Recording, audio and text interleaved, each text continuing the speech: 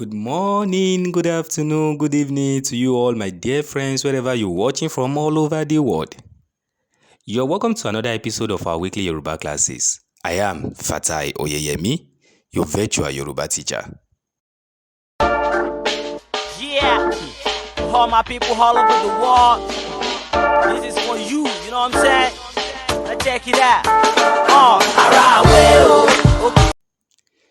In today's class, we'll be taking a look at the aspect of reading Yoruba language. And the very first rule of reading Yoruba language easily is understanding the Yoruba tonation, or you could want to say the punctuation marks or tonation marks. Now, remember in your music class, when you want to learn music, the first key they teach you is do, re, mi, fa, sol, la, si. Oh, don't worry, I'm not a music teacher. So, we are just going to borrow the first three keys.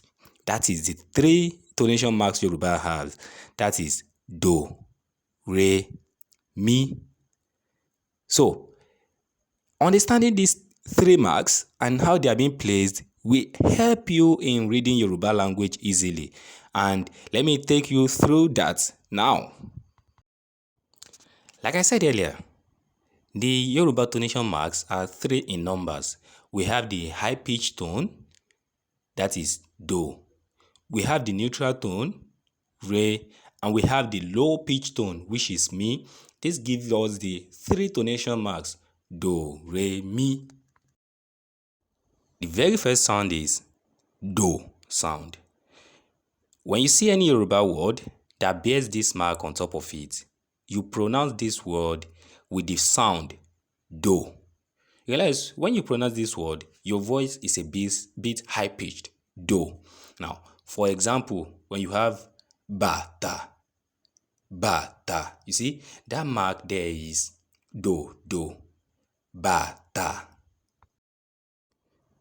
Then we have the second sound, that is the neutral sound, re. How you will know this sound in word is when you see any Yoruba word that doesn't have any mark on it, then the mark there is re, because re doesn't have any symbol that signifies its own word. For example, look at this word. You have ata, re, ata. Now, you see, there's no mark on it. Any word like this in Yoruba that doesn't even have any mark on it is bearing the re, that is the neutral sound. Ata, re. And the third tonation sound is mi, the low pitch sound. When you see any Yoruba word with a sign, backward slash sign on top of the word, then these words are pronounced with the sound mi, that is the low pitch sound. You realize when you pronounce it, your voice is low pitched. For example, we have this word shibi. So look at the mark on it, the backward slash sign, shibi, that is mi, shibi, mi.